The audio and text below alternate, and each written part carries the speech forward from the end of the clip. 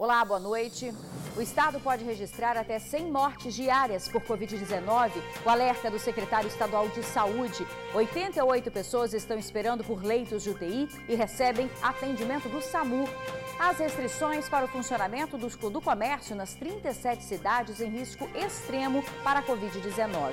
Supermercados vão ficar abertos até às 8 da noite e o comércio de rua reabre em apenas 3 dias da semana. Gás de cozinha fica mais caro pela 13ª vez em menos de um ano. A botija pode custar até R$120. O novo preço já está valendo. E ainda as homenagens à Nossa Senhora da Penha. Devido à pandemia, mais uma vez a festa da padroeira do estado acontece sem público, mas os fiéis podem acompanhar as celebrações pela internet.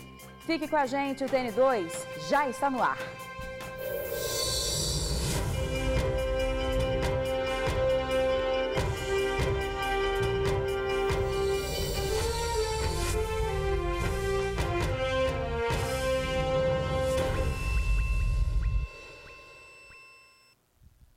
95 pessoas perderam a batalha para a Covid-19 em 24 horas. Infelizmente, é um novo recorde de vidas perdidas. O estado tem 7.767 mortes acumuladas desde o início da pandemia, 390.884 casos confirmados da doença. De ontem para hoje, mais de 2.200 novos casos foram confirmados. E a previsão do estado é de que esses números continuem subindo. O Espírito Santo pode registrar 100 mortes em um único dia. Novos leitos de UTI foram abertos, mas não garantem que quem enfrenta a doença vai sair com vida. 100 mortes por dia. O número seria o recorde registrado da pandemia no Espírito Santo e, infelizmente, pode se tornar uma realidade. A previsão é da Secretaria de Saúde. Nós acreditamos que é possível que o estado, em algum momento, passe infelizmente, do número de 100 óbitos por dia, e para isso trabalhamos para que a gente consiga romper de maneira qualificada a cadeia de transmissão. Nós não queremos que vidas se percam. Diante da crescente tanto de números de casos confirmados quanto de mortes, uma nova portaria vai mudar a forma de realizar esse exame aí, o PCR. Ele é considerado o padrão ouro para detectar se o paciente está ou não infectado. Antes era preciso esperar de 3 a 4 dias desde o início dos sintomas.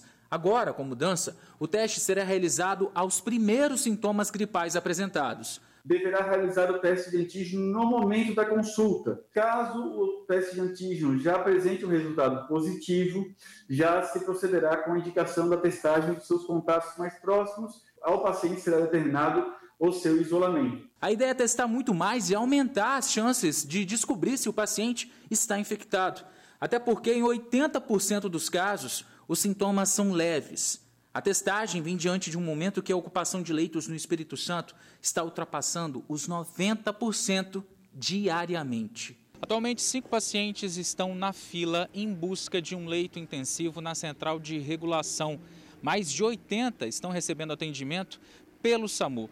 E o secretário de Saúde explicou como acontece essa regulação, como de fato esse paciente vai entrar na fila para conseguir aí uma vaga em um leito para tratar a Covid-19. O médico regulador possui um período de tempo para poder solicitar a vaga e a partir do momento em que o hospital aceita a transferência, então esse paciente ele é regulado e é encaminhado ao serviço de remoção para poder internar o mesmo. A expectativa é de abertura de novos leitos de UTI. Hoje, 10 foram abertos em São Mateus e mais 30 devem ser disponibilizados em breve no Hospital Jaime Santos Neves, na Serra, referência no tratamento da Covid aqui no estado. Nesta quarta-feira, iremos então dar início às atividades no Hospital Materno Infantil de Serra, que passará então a contar com leitos de enfermaria disponíveis para atender pacientes com a Covid-19.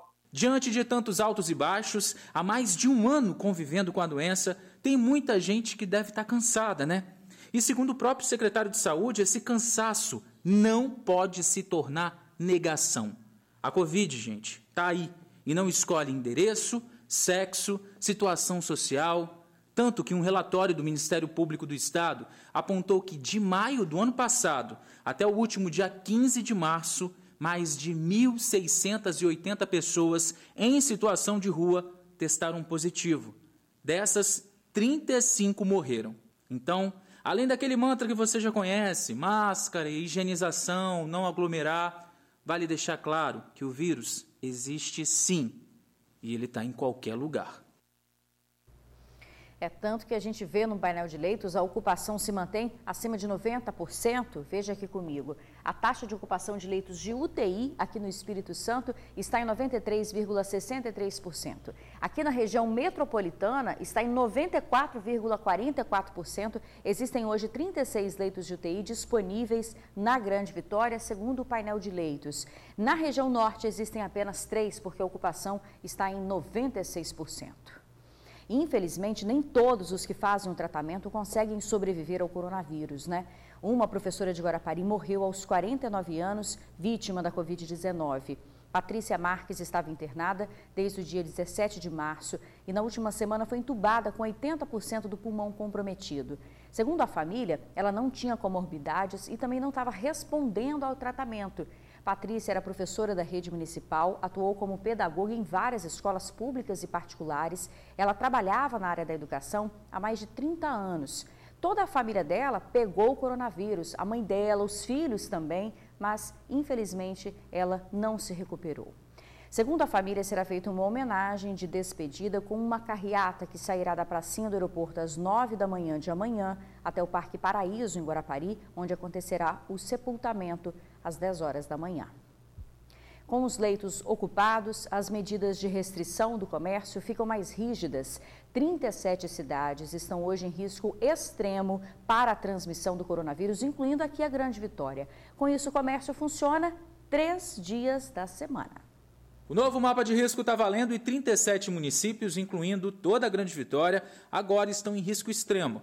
A novidade é que a partir de quarta-feira o comércio, considerado não essencial, volta a funcionar.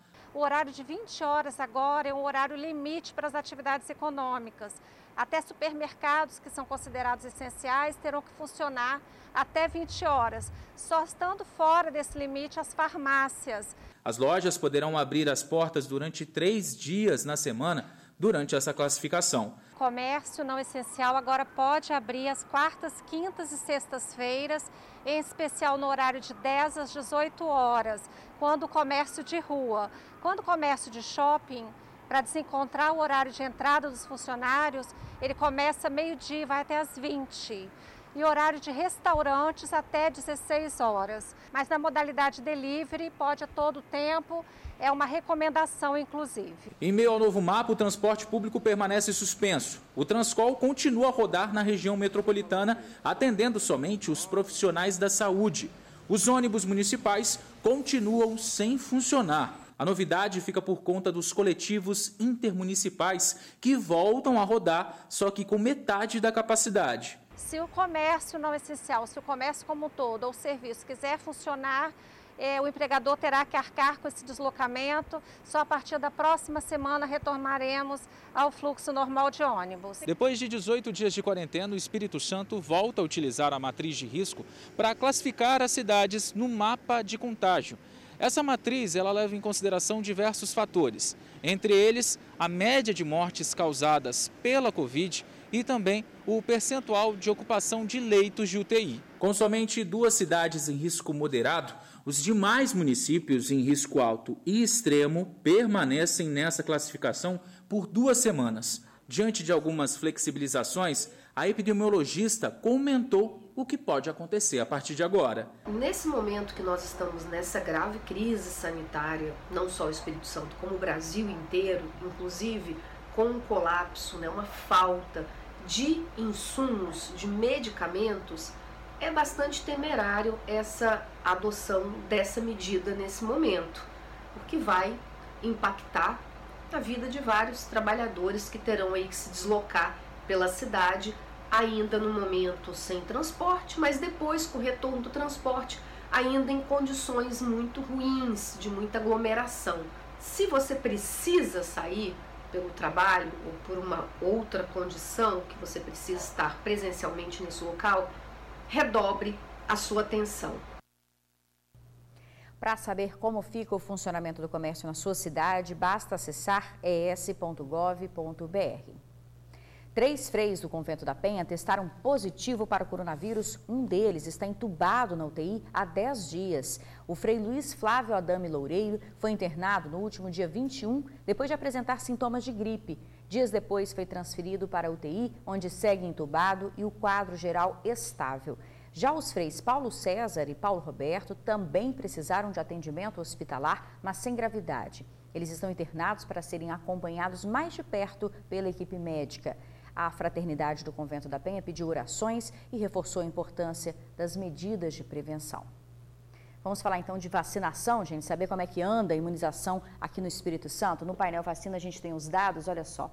O Espírito Santo já recebeu 784.570 doses da vacina, já distribuiu mais de 728 mil doses, aplicou 383.547 primeiras doses e aplicou 95.756 segundas doses.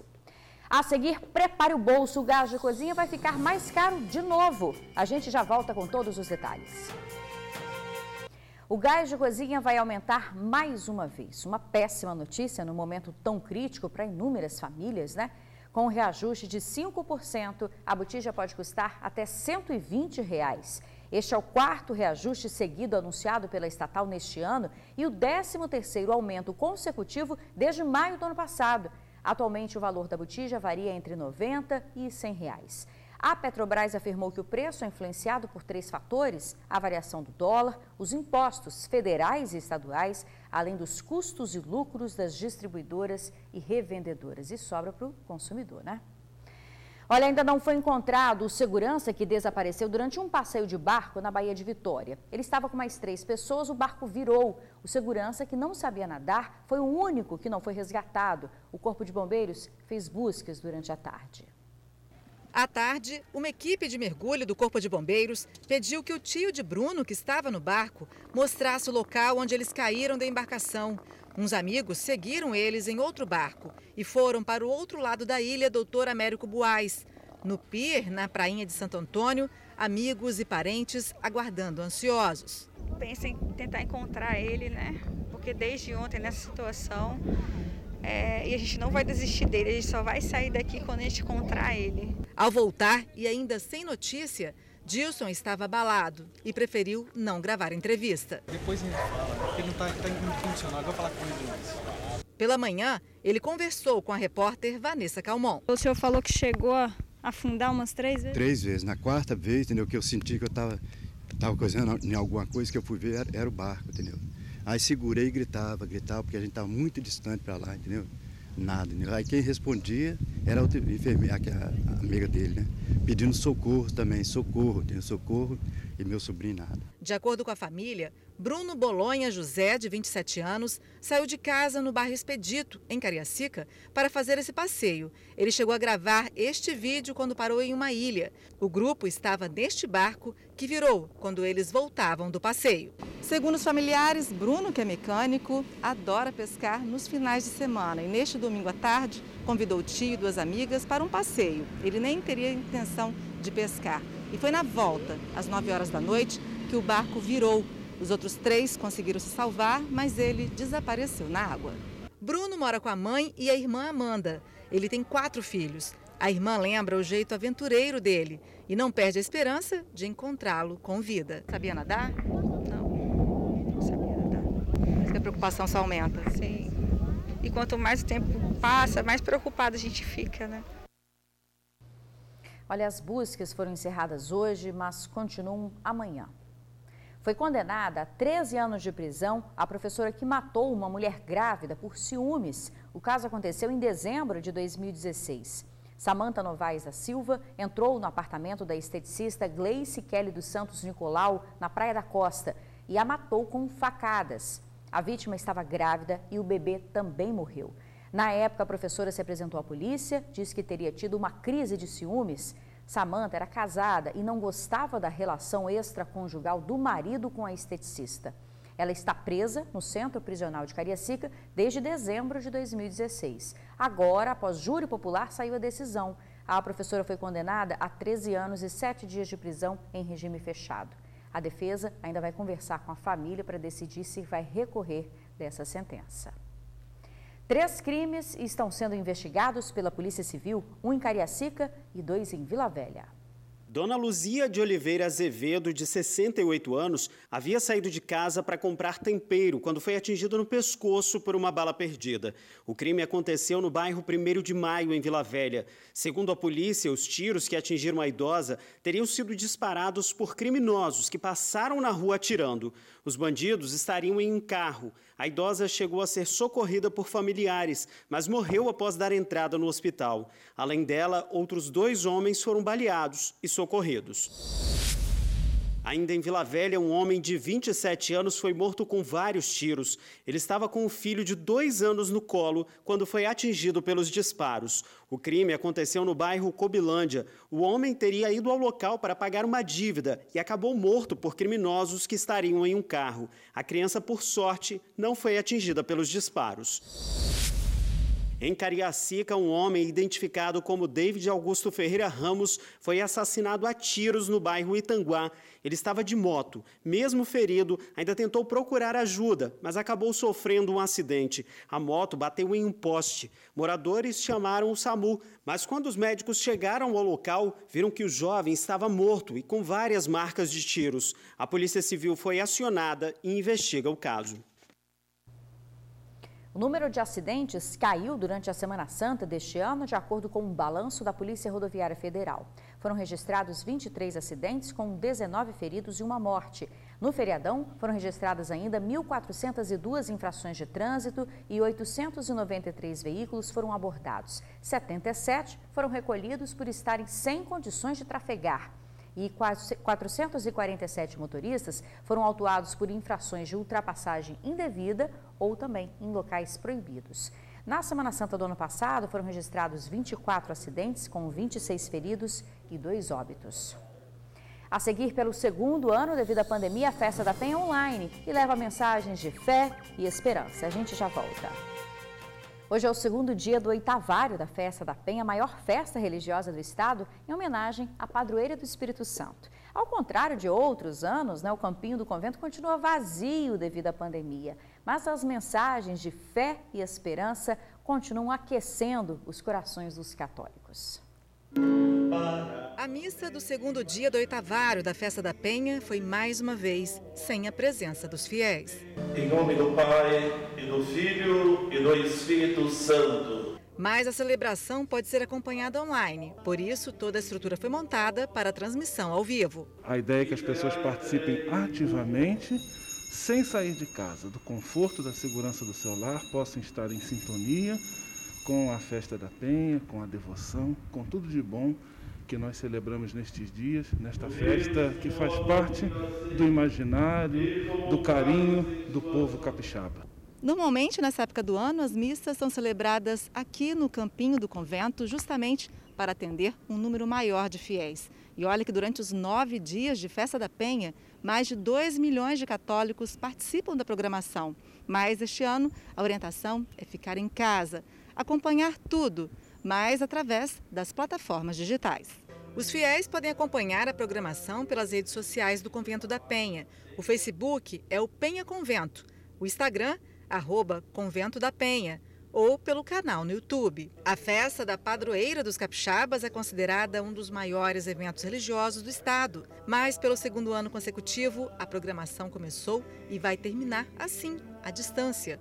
Frei Gustavo ressaltou a importância da fé e lembrou que 3 freis foram diagnosticados com Covid. Nós estamos com 3 confrades internados por conta da infecção do novo coronavírus, acompanhados por equipes médicas, e pedimos inclusive a todo o povo orações também por esses nossos freis, por todas as pessoas internadas e por todos os profissionais de saúde. Momento de esperança na saúde, e em época de pandemia do coronavírus, o frei deixa uma mensagem de otimismo. Nós estamos na festa da Páscoa. A festa da Páscoa é o atestado final de Deus de que a vida é sempre mais forte do que a morte. Por isso, nós cristãos somos discípulos do Deus da vida, do ressuscitado, e por isso queremos cuidar e proteger ao máximo toda a vida humana, a vida do planeta, e juntos é que nós conseguiremos superar esse difícil período que estamos vivendo. Um um difícil período mesmo. Se Deus quiser, a gente vai passar dessa. Reforçando, gente, as missas são transmitidas pelas redes sociais do Convento da Penha. Todos os dias, às 4 da tarde, tem a missa do Oitavário. O encerramento será na segunda-feira, o dia da padroeira, às 5 horas. E este ano, claro, terá a tradicional romaria, mas também será online, no sábado, a partir das 8 da noite. E a gente encerra a nossa edição de hoje com a imagem de Nossa Senhora da Penha iluminada. É uma escultura de 15 metros de altura com 120 mil lâmpadas que está na Praça do Papa, em Vitória. Uma boa noite para você e até amanhã.